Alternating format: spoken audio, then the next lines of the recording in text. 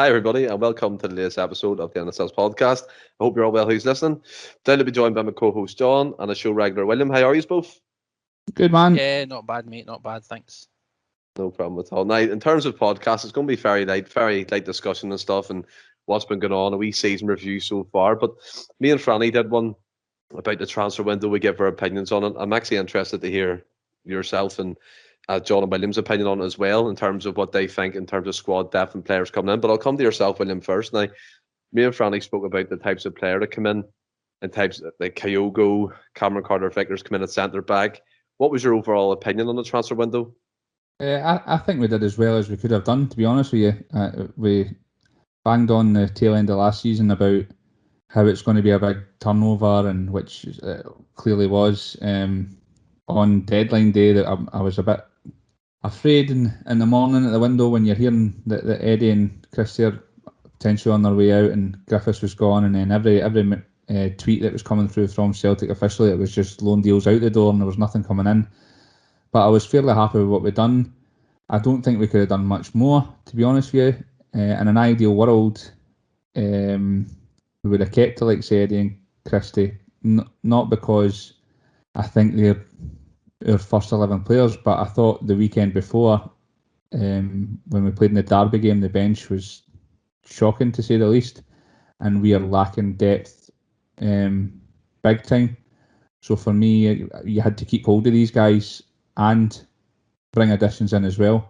But with the contract situations and to be fair, we've discussed at length how Eddie hasn't seemed interested the last season and a half, and Christie also. It's obviously the deals were definitely the right thing to do. I just feel like at the end of the window, I was looking for more depth, and what we've actually had done is punted two out the door, replaced them, and then added one centre half. But in the same token, I can't say the board haven't done a good job. I think we've had a very, very decent window, and to bring in 12 players and actually want more is crazy to say. But the only thing I would say is we were lacking a bit of depth. Like I say, with the bench at the weekend before, I was hoping we'd bring in more and keep hold of what we had, but it wasn't to be. But I'm fairly excited to see the new guys that have came in, and we've got the decent makings of a squad, and I'm interested to see what he does in January. I know Big Ange just talked about how the Asian market is much easier to get players in and attract players in January. So I think we've got a fairly well balanced squad at the moment. A few more additions, and I think we'd be rocking. So I'm fairly happy.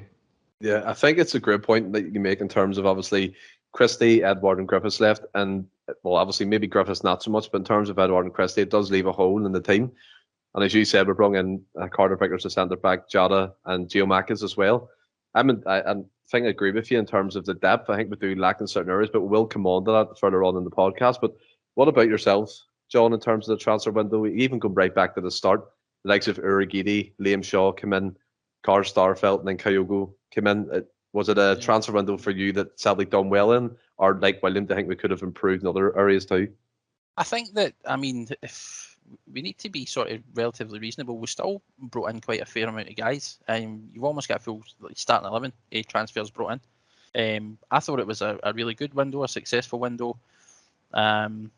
Overall, if you look at our player sales going out, I think, what was it, we made in the region of something like 50 million or something like that in total. Yeah, 50 million. Yeah. And we've spent 20. So you're still in a bit of profit overall. We're still bringing a lot of guys in. We've added a wee bit of depth to certain areas. There is guys obviously that have left. Edouard, which we all were kind of expecting anyway. Christie, another one. Ayer and stuff like that. But in terms of the guys we brought in, I thought we'd done really well. Ideally, we'd like to have sort of strengthened in other positions, but I thought for what we've done, what we've spent, and the quality we've brought in for the money we've spent is absolutely fine. Really happy with the sort of last minute decision to bring Vickers in. I thought that was a great signing. He's definitely going to help shore up the defence, because we know that was one of the issues we were having, and it looked like as that window was edging closer and it was going to close, that we weren't going to strengthen in that area. and we managed to bring in a sort of a seasoned defender, somebody with a bit of experience, and I think that he was also being looked at by a couple of other clubs, but nothing came through, and we managed to pip it at the end, so I'm happy with that. Same way, Jota.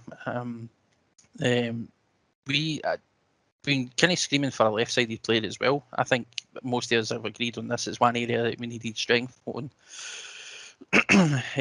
With like Mikey Johnson being injured and now with Christie away, you've not really got anybody out on that left side. Know that it was Christie's best position anyway, but you've not really got any real depth on that side. So bringing in another player, like as you say, we can play Forrest out there at a stretch, and we've got this boy Jota coming in.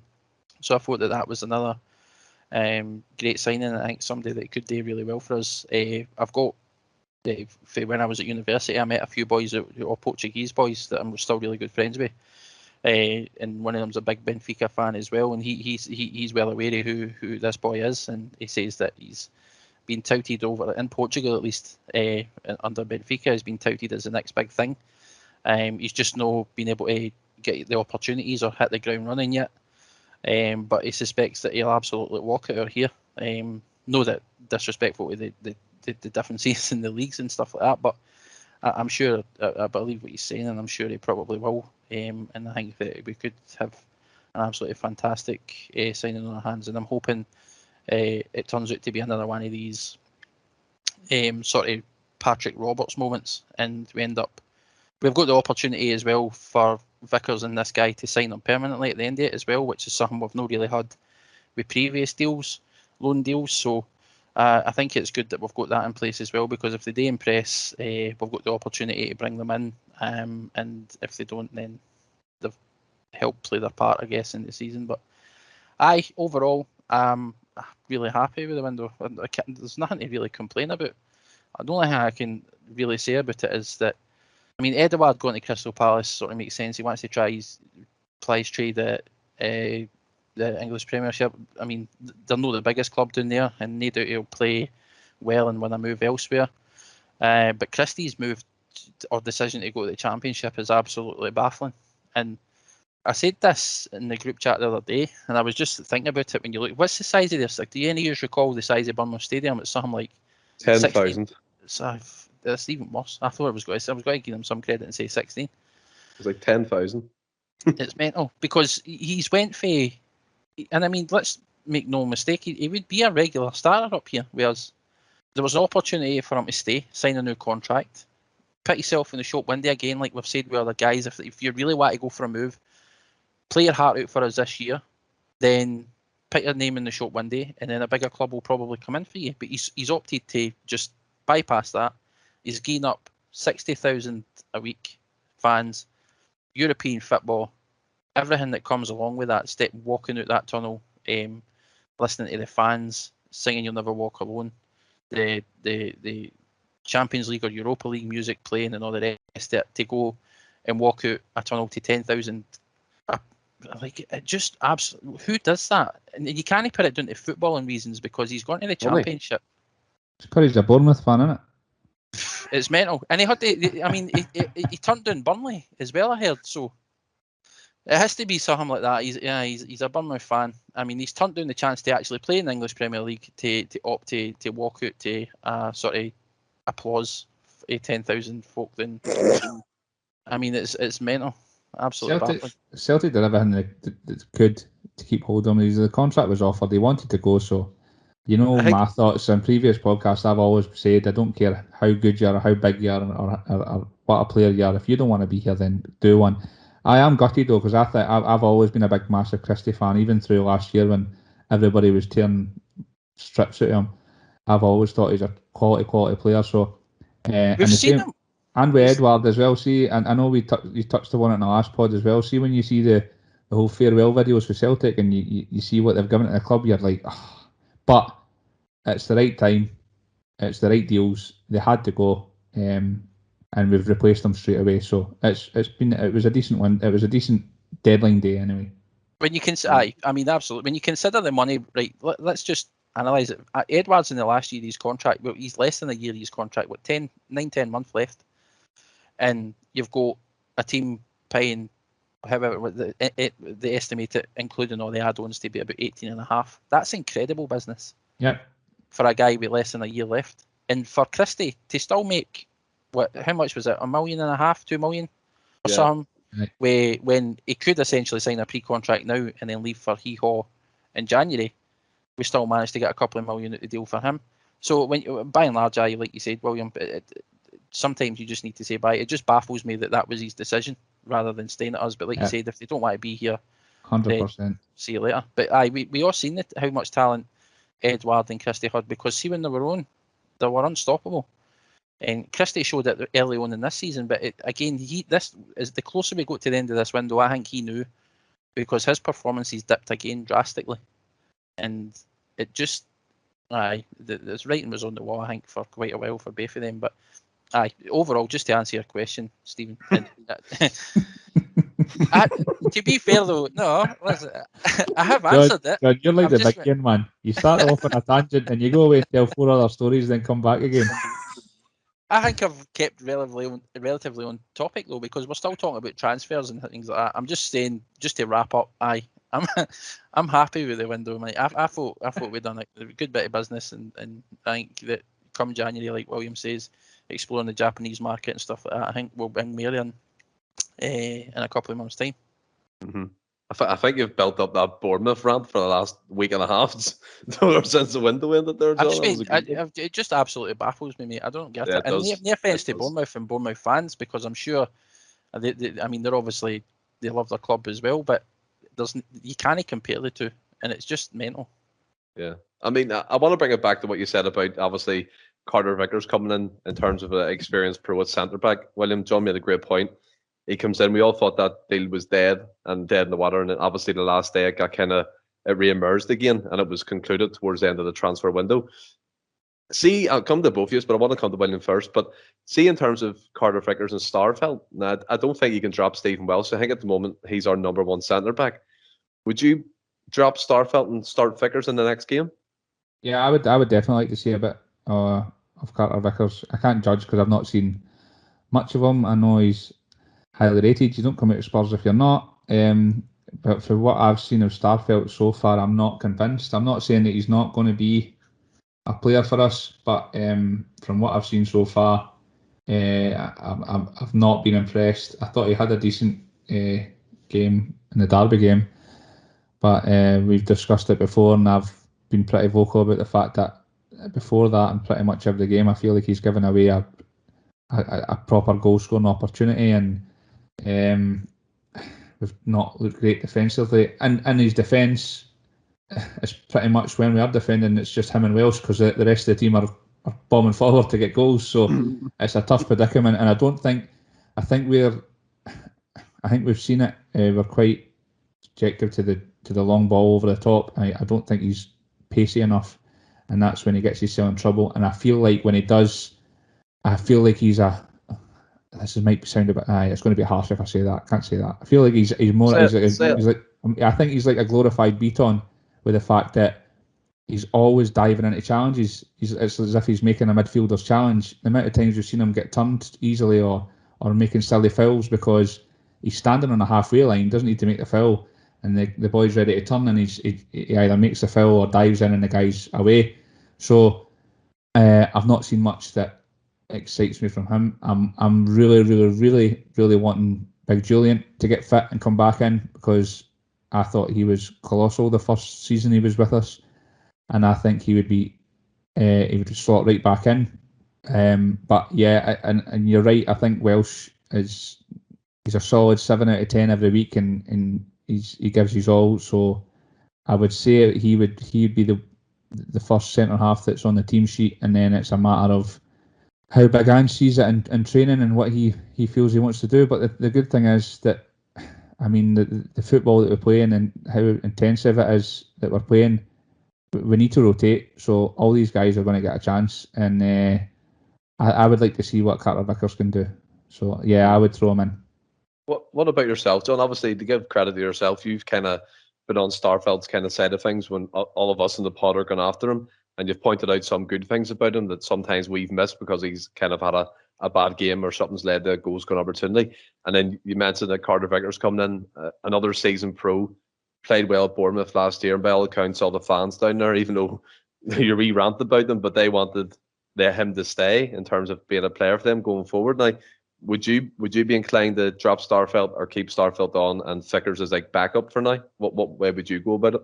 It's a tough one, Stephen, because like Vickers is just in. Excuse me, sorry. Vickers is just in the door, and like William said, it really depends on how Andy's seen him in training. So I think when we see the team sheet next the coming week, when to see where we stand, who the starting 11 is, then I think that'll give an indication as to how he's seen Starfelt in training compared to Vickers. But in saying that, like you say, he has been prone to making mistakes, but he has also done a lot of decent things defensively. And I'm glad, William, you touched on this, because I said it a couple of weeks ago in regards to the situation that's him and Welsh are usually put in due to the way we're playing football, is if a ball does come in over the top, you've got two guys who you're relying on clearing the full back line themselves. If that ball goes out in either wing, it's immediately at a disadvantage. And it's hard to sort of then try and compose yourself and get to the positions. I think that's where we see Starfelt kind of trip up most times when he's making these mistakes. I think nerves play a large part in that as well. It's a system he's obviously not used to, and it'll take time for everybody, all the players in that team, to get used to it. So I'd like to give him credit where it's due, and I thought against Rangers it was probably one of his best games in a Celtic shirt. I thought he was solid. He didn't really put a foot wrong. And I was quite happy to see it as well, because I was thinking to myself, if there's any game that he can't mess up in, it's this, and he done well. So, I mean, it'd be a bit harsh to drop him immediately when that was his last showing. But again, that remains to be seen. But I think that the inclusion of Carter Vickers in that back line, not just as additional backup for the defensive duo, definitely Welsh is first name in the team sheet in terms of centre halves, as William said. So it's competition as well now for Starfelt. He's got another player there who is vying for a place, and somebody with that experience and stuff that can come in and they can all help each other, and it's just another body there, and it's like hopefully with them all training together, they're picking up each other's stuff and they'll learn. So we'll see what happens come the weekend. Yeah, it'd be quite interesting. I think you're right in terms of training coming up to this game. Is Ross County we're playing, isn't it? The next game? Yeah, so, Ross County Saturday. Yeah, it'll be interesting to see that. But what we're going to do now, we're going to have a wee look back at the season so far, just a wee review. Obviously, in terms of news, in terms of Celtic, there's not much to talk about, obviously, in current relevant news, but we'll have a wee look back at the season so far, William, and we'll touch upon the European form first. Obviously, the first games come up was the Midtjylland game. The European fencer in the Champions League came to an end, and now we're looking forward to the Europa League group stage. Now, obviously, looking back at them Midtjylland games, you're fearing the worst getting into any other European fixture. And when that Alkmaar tie got released that we were playing them, it was a daunting thing. And usually it's never a daunting thing for us kind of Celtic fans to face opposition like that, because we're so used to playing top quality opposition like PSG, Barcelona. But suddenly Alkmaar was worrying us. But obviously, we go through that tie. We're in a great group in the Europa League, and it's something I'm really looking forward to. How would you rate so far Postecoglou's kind of tenure in European football? Obviously, Champions League was a kind of disappointing thing, but we kind of expected it. And Europa League, we go through that, and we're in the group stage. All in all, for me, I think it's pretty good so far. Yeah, very positive. Obviously, the Midtjylland game, he was only in the door, and we're talking now after a full window about how we think the squad's still a bit thin, but even back then it was about half the squad he's got now. So I think that was just a matter of too much too soon. You're right with Alkmaar. When we got drawn against them, it was probably one of the tougher draws that we could have imagined, and I thought we coped with it brilliantly. Obviously, we were large parts of the second game we were under the cosh, and there was a big chunk of the first game we were under the cosh as well. But I thought that first leg we were absolutely immense. I love the fact that we were 2-0 up when it was the 92nd minute, and we've got a free kick, and the camera goes down the touchline, and Ange's telling the centre halves, get in there, get in the box, get it in. still wanting more goals. It shows you what his philosophy is. He just wants to score goals, and then the remit before the second game was, do you sit in and do you defend your lead? And he's like, no, we'll just keep playing the way we're playing, and we couldn't have got off to a better start. And then Celtic did what Celtic always do, and squeaky bum time for all us fans watching, but we're through and we've got European football, and it's like you say, the group, I'm so excited to play some of the teams. There's some cracking ties in there, I think. And if we continue to do what we're doing under Ange at the moment and keep playing that sort of football, we've got these new signings in to integrate. It's a very exciting future. And if you told me the tail end of last year that I'd be sitting here as excited as I am, I thought the transition would have took a lot longer. But and there's still a long way to go. But it's been a very positive start to the season, I think, and the European football, especially, it's been really, really positive. So yeah, very pleased. Yeah, well, in that group, William, there's Real Betis, Leverkusen, and Ferencvaros. Obviously, a team Celtic fans know well, John, in terms of being put out by them in a European competition. Coming to yourself, obviously, regards to the European kind of form first, and I think William rightly said there, the first leg against Alkmaar, Celtic were fantastic. They played that Ange ball, as everyone likes to call it now, with high press and intensity. And obviously, you went to the second leg, and William pointed out right again that we do what we always do in terms of Celtic, and we put the fans through the ringer.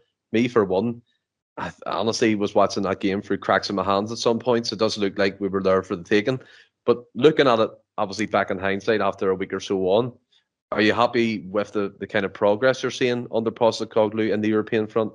Yeah, absolutely. I mean, I think that we all said that at the start, Michelin was going to be tough because we still did. It was very early on, and Ange's sort of reign in terms of his competitive matches. He's still building his team. We never had all the guys we've got in now. It was always going to be a tough ask. So I don't think we're under any sort of like illusion that it wasn't going to be a tough tie. I think if we had the team now against him, we'd scud them. But you can only play what's in front of you at the time. We ended up that Alkmaar game, like you said, as tough a game as we had all season. But you're seeing with each passing game, you're seeing the improvements that the team's making. With the new guys coming in and still bedding in and everything else, that was going to be a tough game as well. The first leg I thought we were great. The second leg was definitely did see the sort of arse fall of the team a wee bit, as we're all too accustomed to seeing sometimes. But you also got to give credit to our defence there, and this is where you got to sort of put your hands up and say that your back four done their job really well, especially your two centre half pairings. Was mistakes made? Aye, but did they clear their lines and do what they needed to do? Aye. So we managed to get through it. And now we've got the Europa League to look forward to. And by the way, I don't think I've ever seen this before either, but I think this is also going to be the first time we're ever going to see that white pinstripe monstrosity getting played as much at all in a season, because there's 3 of the teams in this Europa League group all wear green and white. That's true. Are you all about the pink one? Are you all about the pink top? What are you all about? The white one with the pink pinstripes, aye. Oh, No, right, like yeah, when they bring out a third strip or whatever it is, and then you maybe see it one game a season. But I think because our other away top's green, the home top's green and white, and 2 other teams in this group wear green and white, that we're probably going to see it quite often. I quite like that top. I'm not really against it, to be honest. No, just me. But like, obviously, touching upon the European form, move on to the league, and I want to tie this obviously with a thing we were going to speak about later on the show. But in terms of away form in the league, we've lost 2, we've won 2 at home. And I'll come to yourself first, John, for this one. I spoke about this previously. For me, anyway, I just don't think the league form's good enough. Obviously, the home games with smashed the teams we played, yes, but way away too from early. home, yeah, but away from home, we've lost 2, and it has to be pointed out. We have lost 2. Do you think as well? Don't let me speak. I'm coming to the question, and then I'm going to ask it. So, do you think as well, in terms of the Ange ball, do you think Stephen, there can be a slight adaptation away from home playing teams? Stephen, I didn't actually cut you off there. I was agreeing with what you were saying. Oh, right, okay, right, fair enough. Sorry, that was me. But what the question still stands. No, listen. Personally, again, that Hearts game away was the first game of the season. Again, first game away from home. You've not got the team you've got now. You're still bedding into the style of play we're looking at. We dominated last portions of the game.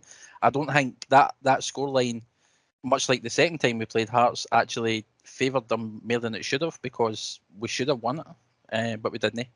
But you sort of seen the sort of progression, as I said, that we were making. We won the next couple, and then the next game that like you said, we've lost 2, right? And it was the opening game of the season, which you just kind of, it's way too early, especially the transition we were making. I think that we all expect we're not going to win every game this year, right? And the next game that we've lost is against your rival, so to speak, and a derby game away from home as well. And again, a game that ultimately we could have won. We should have won. I don't think that they were the better team by any sort of, we in the 2 losses we've had, we've shown that I think still overall we're the better side. And if we finish, you take your chances in those games, you're going away with the 3 points. So based on how we're playing at the minute, and based on the fact that we're 4 games into the season, I'm not worried at all about the form, and the results will come. And come the end of the season, it'll be an entirely different story. I mean, that's fair enough, but what I was asking, obviously, is do you think that the way Ange Postecoglou plays, do you think he should be adapting a little bit away from home, or do you think he should just keep with what he's doing? Just keep doing what you're doing. Why adapt? It's working in terms of possession and stuff like that. Yeah. No, even away, like I said, the games we've played away that we've lost, we've dominated, for most parts of the game, we've dominated possession. We've had the better of the chances, we've just not put them away. You put the chances away, you're coming out with the 3 points. Now, again, I don't want to be too hard on them for losing the first game against Hearts. We should have gubbed them, but we didn't. It happens. And like when you come up against your rivals as well, it's like you want to make a statement. They only won by the 1 goal.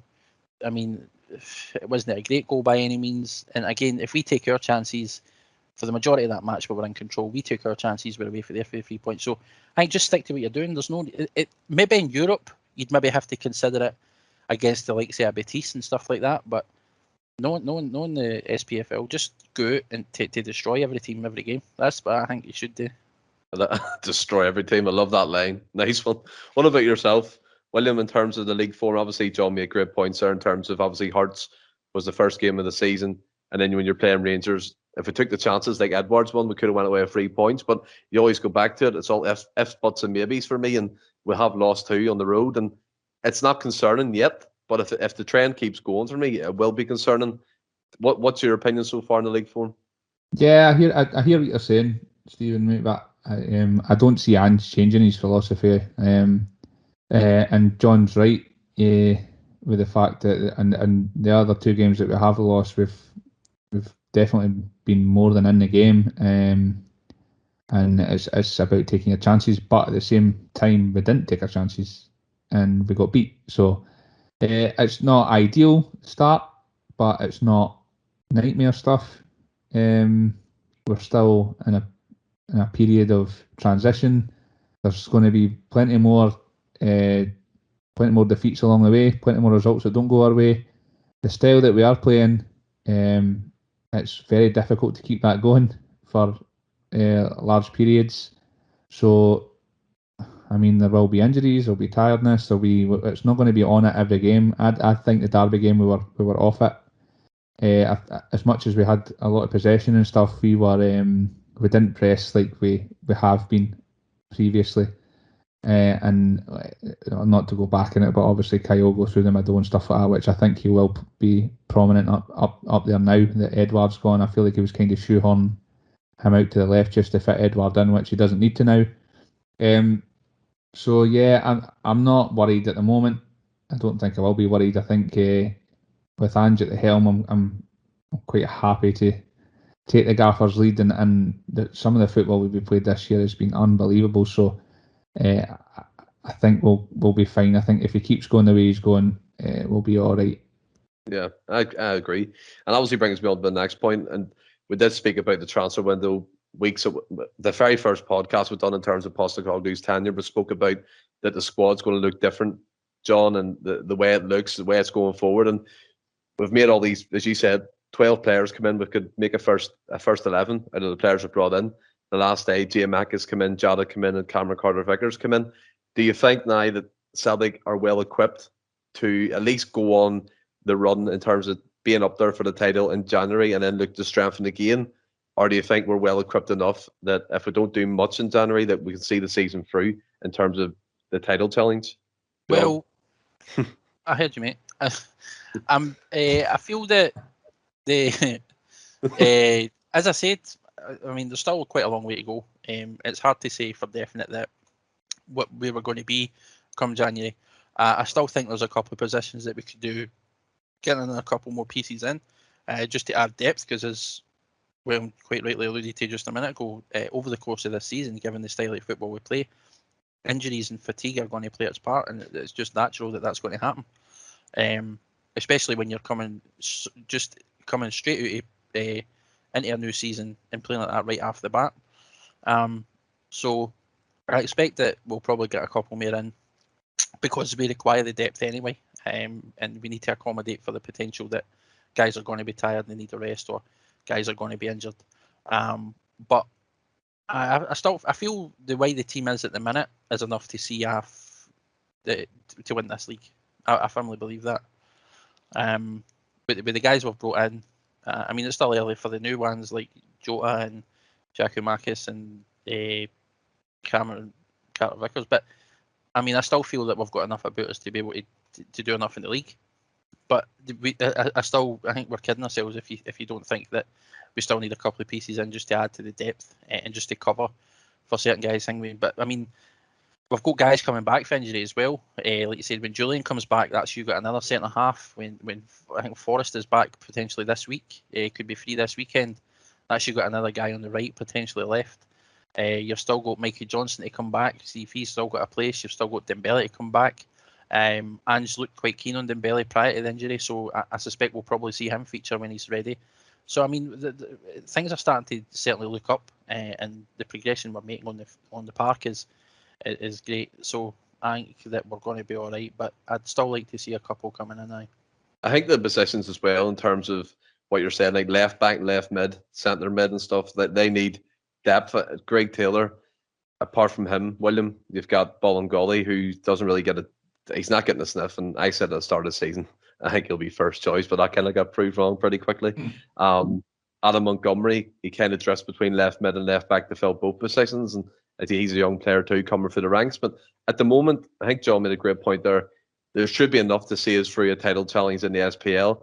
European football, we do need more depth, and I agree with John. We're kidding ourselves here if we think this is all done. There's going to be a couple more transfer window with him in terms of strengthening the squad and going forward. But just for now, do you think we're equipped enough to challenge on all fronts domestically? Yeah, I think so. I agree with pretty much everything John said. He made a great point I was going to make myself about the fact that we've got guys out like Dembele and Johnston and Forrest. So I talked about how shocking that bench was last weekend for the Derby game, but if these guys are all fit and they're on the bench, you're sitting looking, we've got options here. So if these guys are all fit, then we're laughing. I think the squad looks decent. I think we've got 2 or 3 for each position. I agree left back needs strengthening. I really like Montgomery, and I think he is a good solid squad player. I thought he was unlucky to miss out in the Derby game, actually. I thought when he came on against Alkmaar he was absolutely superb. But you're right, Taylor's, I wouldn't say he's the weak link, but if you're looking at that first 11, that's something you would want to strengthen. But other than that, I'm fairly happy with the squad. Like I say, I think there's 2 positions or so for each spot. I'm not saying that the backup for each position is quality and they're going to walk in the side and make a difference. They're squad players, and what we want is 2 or 3 competing for each position that are top players. I feel like that was one of our biggest downfalls last season. I've banged on about it before, about how we rested on our laurels, and because we've been so successful and we're winning trophy after trophy, it kind of felt like, well, this first 11 is your first 11, why change something if it's not broken, don't fix it, type of thing. So like I say, that was a downfall. I feel like if there was more competition for places, then It keeps players on their toes, and they need to be at their best to be in the team. And that's what my point is with the depth. It's not so much about bringing squad players in to fill in if somebody's injured or to rest a player. It is to bring quality in as good as that first 11 to challenge for these spots, so that in each position you're not guaranteed a starting berth. You've got to earn it, and that's what I'd be looking for in the next few windows. Now I feel like we have got a decent squad, and we've got guys that can come in and do a job, but I'd be looking for quality to challenge for first 11 spots now. Yeah, I mean, one position for me that's guaranteed starters is the centre midfield area with McGregor, Turnbull and Rodgers, John. And that's a big, I wouldn't say big, maybe that's the wrong word, but it's a concern for me that wasn't strengthened, the centre midfield position. Obviously, I know James McCarthy's to come back from injury. He could play a major role going forward if he gets fit and gets back to the levels he can reach in terms of Premier League kind of standard. And then you've got the likes of Beaton can move back up, but I honestly thought Beaton would have went. I still don't know why he's a Celtic player. And then below that, you've got the likes of Shaw and Luke O'Connell. The centre midfield for me, along with left back, John, is the positions for me that need strengthened majorly in January. And it's just a concern. The likes of Rodgers, I don't know if his workload can cope with playing whatever two or three games a week. Is that a concern for yourself? You forgot Sorrow as well. And Sorrow, yeah. I don't know why I keep forgetting Sorrow. You've named about 8 midfielders. I know, but come on. Sorrow doesn't seem to be Postecoglou's type of player. He hasn't really featured much. Liam Shaw hasn't got a sniff since pre-season. To be fair, Sorrow's played a few games off the bench. I do agree. I don't think Rodgers got it in his tank to keep this level up for 90 minutes week in, week out. But we don't need him to do that. He's been... we'd love him to be able to play 90 minutes, but since he's put a Celtic jersey on, he's never been able to do that. And the fact he's even playing at this kind of tempo, at this level for Ange at the minute, and playing as well as he is fantastic to see. And we've only benefited for it, but I don't think I don't think any Celtic fan would expect him to keep that up throughout the course of the season. Like you say, there's other guys there. There's Shaw, looked really good in pre-season. I think he's got a role to play if he can get the chance. McCarthy as well when he comes back for injury. Like you said, Sorrow's still got his chances. You've got Beaton there if you really, really need him. And by all accounts, Beaton, we don't like him as a defender. That's not his position. But as a midfielder, he's still a quality player. And did he not actually get man of the match at the weekend there for Israel as a defender? I mean, the guy's a talented player. We can't forget that he's played his part for us as well. And I think in a midfield role, he's still got a role to play with us. And as for the other guys we brought in, I mean, or that we've got, like you say, Luke O'Connell. I think he deserves a chance. But I think the midfield, could we have done with maybe bringing in an experienced sort of holding midfielder, somebody to ideally replace Brown, which we've not done. Aye. But is it a concern that we didn't? I don't believe so. I think that we're going to be all right going forward in terms of midfield. Maybe look at it in January, see if there's anybody else you can bring in, but it's not an area I'm ultimately really concerned about at the minute. No. Well, it's not an area I'm concerned about no more since the end of about 40 midfielders. Thanks for that, John. No, but coming to yourself, William, you were a big fan of Liam Shaw in pre-season. I think we actually all were in the games we've seen. He looked like a battle-hardened midfielder, even though he was young, but he was getting stuck in and he was breaking up playing. One of the first goals we've seen under Postecoglou was him winning the ball high up the pitch and kind of setting up a Yeti for one of his first strikes in pre-season. Do you think we'll see more of him going forward, especially if the midfield gets stretched and injuries come? I doubt it, to be honest with you. You're bang on. I was a massive fan for what I've seen. I was really excited to see what he could do, but he's literally not been anywhere near the squad since we brought a few more in. So I would like to see more of him, but I don't see it. I'm not too worried about the centre midfield area, but I 100% hear where you're coming from, Stephen. I think like these guys that are coming in and filling in, I think they're decent, but they're not. For example, if Calmack and David Turnbull pick up injuries tomorrow for 3 months, we're screwed in centre midfield. We'll have guys come in and do a job, but they're nowhere near the quality of these guys are, and we wouldn't create half as much. we wouldn't look as solid. We would be up Schitt's Creek without a paddle, to be honest with you. McCarthy, I'm like you, Stephen. It's a strange signing for me. If he's fit and ready to go, he's an absolute quality class act. But he's been in the door for a number of weeks now, and we've seen like 15 minutes. If we can get him fit and ready to go, then he could be one that's pushing one of these guys out. He'd be another great option. Like you've said, our first 3 years at the moment's Kalmack, Turnbull, and Rogic. I mean, if you get McCarthy fit, he could be sitting in that sitting role and let Kalmack and Turnbull do their thing as well. So there's options there, but he's not fit at the moment, and he hasn't been. So, like I say, the guys that are coming in, Sorrow could come in and do a job. But again, I'm not. By the way, you said Sorrow that many times. I thought I was listening to Sunshine and Leith. I thought the Proclaimers were on for 2 years. Sorrow. Every 2 seconds. Anyway, but I would like to see Shaw.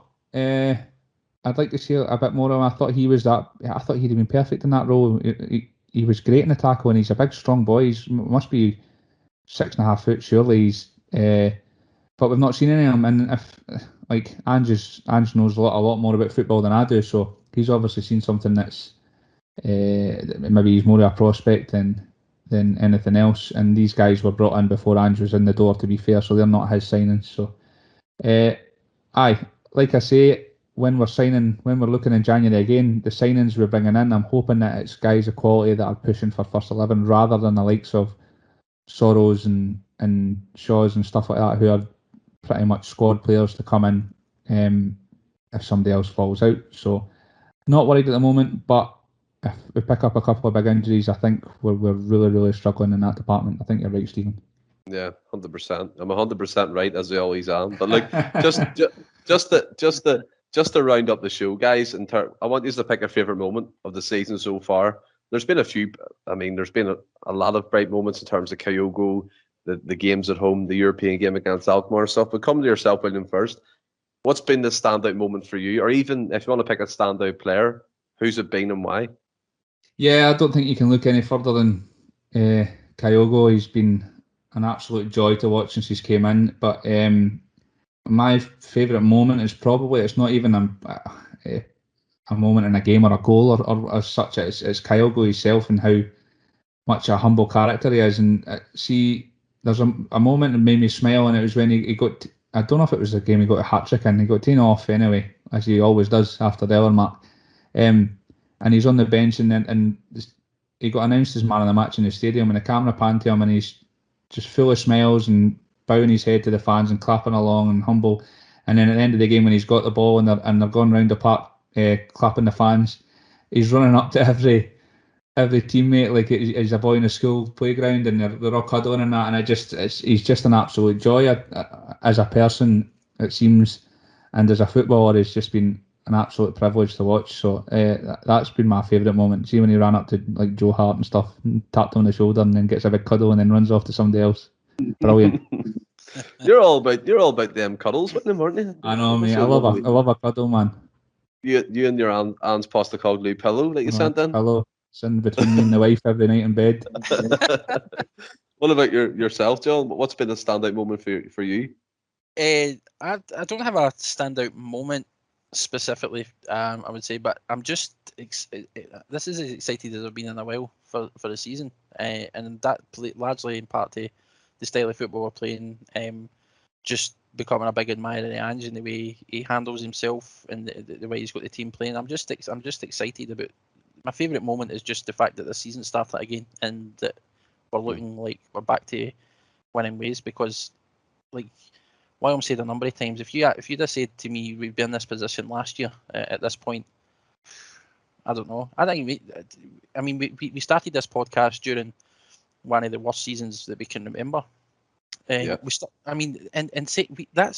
still finishing second in the league, so it's not the worst season we've ever had. But for us as fans, it was just everything it meant and everything else. It was a woeful season, and I think everybody was just like, you had all that carry on with the manager and everything else, and you just didn't know what was going to happen. But now I'm I'm absolutely buzzing about everything, and I love what William said there about Kyogo. Kyogo has been a breath of fresh air, and he's an absolute joy to watch. And I was going to say my favourite moment for him as well. Remember in the Hearts the Cup game when he got brought down, he got up, hugged the referee. The wee man's just absolute class, and like you say, he just makes you smile. Like he's an absolute joy to watch. I think he's even a draw himself. Like when we went to that game, the amount of Japanese flags and all that, kids running about with the Japanese flags and everything else, he's obviously made up quite a bit of an impact, and the fact that he's doing the work on the pitch as well is even better. Yeah, I mean, I'm going to be selfish about it. The favourite moment for me was that cup game. I think we were always around it, bar a couple, weren't we, in the podcast group? And it was just being back in the stadium again, singing "You'll Never Walk Alone." It just gave me goosebumps.